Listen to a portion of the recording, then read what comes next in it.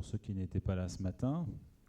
On va poursuivre les démos en vol cet après-midi avec d'abord une présentation de la société Pilgrim Technologies, société basée à Nantes et qui, depuis une petite quinzaine d'années, s'est spécialisée dans l'inspection industrielle, marine offshore et gaz, essentiellement. Une société qui, depuis 2012, a évolué pour y intégrer une partie construction de drones. Elle exploite aujourd'hui une dizaine de machines, réalise allez, grosso modo 60% de son chiffre d'affaires à l'export. En Europe, ce sont des marchés en Angleterre, aux Pays-Bas, en Afrique, au Maroc, en Côte d'Ivoire et au Togo. Elle emploie aujourd'hui 9 personnes.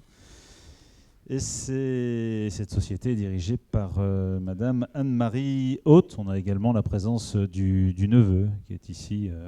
Voilà. Alors en début 2016, Pilgrim s'est associé avec Clearfly Solutions, basé aux Pays-Bas, dont nous avons le digne représentant Robert Jonker. On va vous expliquer pourquoi. Pour exploiter ce que dit sa présidente, un véritable petit bijou d'orfèvrerie. Et ce petit bijou d'orfèvrerie, eh bien, c'est le robird, voilà, cet oiseau, ce faucon que vous voyez là.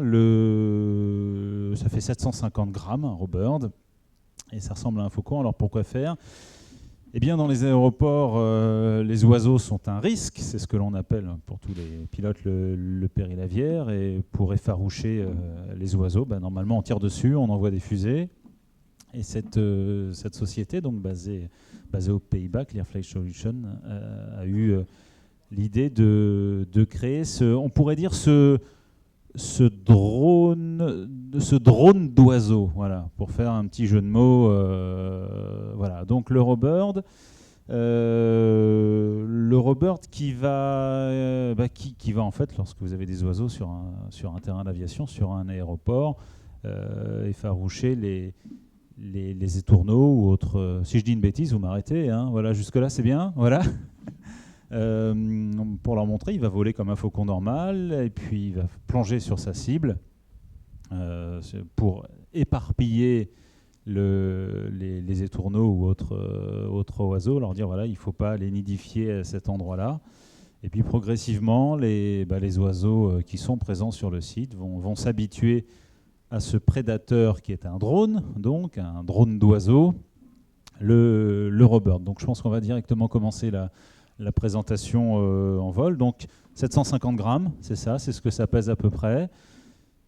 Et vous allez voir, ça vole comme un oiseau en fait. Une fois en l'air, c'est un bird, un robird. Voilà, vous êtes prêts ? Et ensuite, je donnerai la parole donc à Robert Jonker, qui est représentant de la société Clearfly Solutions. Robert, qui est néerlandais, donc ce sera en anglais. Est-ce que vous avez besoin d'une traduction ou pas du tout ? Ça ira ? Non ? Ça devrait aller ? D'accord, on laissera parler alors tranquillement. Donc l'avantage du robird, eh bien, c'est que d'habitude on tire sur les oiseaux. Enfin, on tire, on fait des dégâts. C'est totalement écologique. Robert, it's a pleasure. Can you It works? explain? Yeah. Okay. We created the robirds for bird control purposes. Birds do not recognize a falcon just by its shape, but also by its attitude. So they know that a bird of prey that's just gliding isn't hunting. So now they see the flapping wing and they know it's hunting. What then happens is that birds fly up, flock together, and we can fly around them to chase them away in the direction where we want them to go. For instance, here on an airport, we do not want birds to cross the runway, so we can chase them, for instance, into the woods. When once the birds know that there is a predator in the area, they will tend to stay away. So in the beginning, we just do the chasing of birds, and afterwards we will come back every so often to re-establish the area so birds will not come back. Voilà, ce qu'on vous a expliqué juste auparavant, c'est qu'effectivement, le robird, ce faucon, va d'abord tourner autour autour des oiseaux qui sont présents sur cible, et puis il va foncer directement sur ces étourneaux ou autres oiseaux, pour d'abord dans un premier temps pour les écarter, et leur faire comprendre que dans le secteur, eh bien, il y a un prédateur et qu'ils n'ont pas intérêt à rester là, et donc les écarter de la zone aéroportuaire, essentiellement donc au moment de la nidification. Okay, the bird was developed to mimic a real bird, so it's got the same weight, and we need the same weight because then we can also fly in enough wind. The wing beat is the same as a real bird.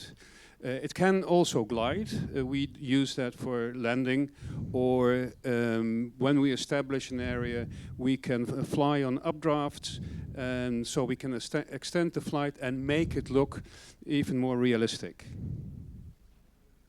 Alors l'autre avantage du drone, c'est qu'un vrai faucon, lorsque vous faites de la fauconnerie, eh bien, le faucon, si vous souhaitez qu'il attaque, qu'il se jette sur les autres oiseaux, enfin les autres présents sur zone, il faut l'affamer. Donc s'il n'est pas affamé, s'il n'a pas mangé juste avant, il va se barrer et puis il ne reviendra jamais. L'avantage du drone, c'est qu'il est sûr de revenir. You can continue. Okay, we use this bird against medium-sized and smaller birds. Birds like crows, seagulls, but also lapwings. We are at the moment working on a really big one, a bald eagle, that we can use against geese, swans, and other larger sized birds. This one can also be used against other birds of prey. We use this type of bird. This is a peregrine falcon, because we used it in open spaces, and birds know that peregrine falcons hunt in open spaces, and for instance, hawks and birds of prey like that, they don't hunt birds. Birds know that this is their real enemy.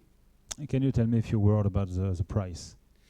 That is very difficult to say, because it's if you have a really big problem with birds and we have to fly every day, then of course it will be a lot more expensive than once you have established the area as for a bird of prey. Then we only need to come back once or twice for half a day, and even in the fruit industry we do that. And birds will stay away. So it's also based on what kind of results you want to have. Oui, en fait, effectivement, en fonction de la présence des oiseaux qui seront sur place, ça se fait pas en un seul coup, ça se fait sur du long terme, 1 an, 2 ans, si les oiseaux reviennent, si ils ne reviennent pas.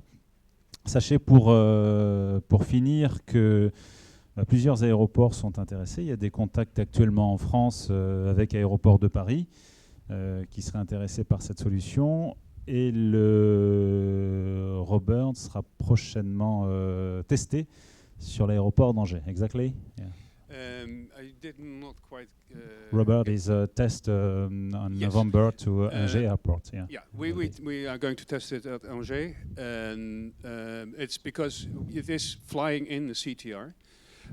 So the authorities also have to be happy with it.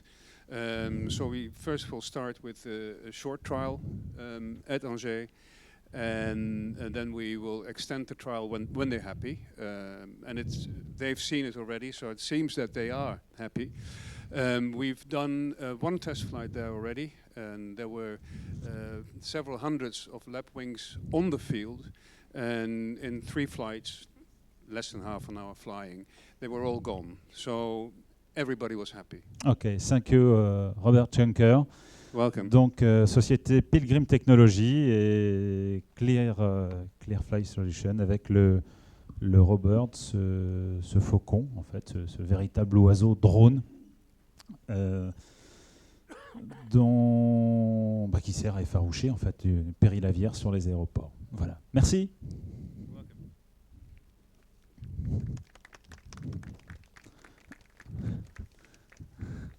Merci.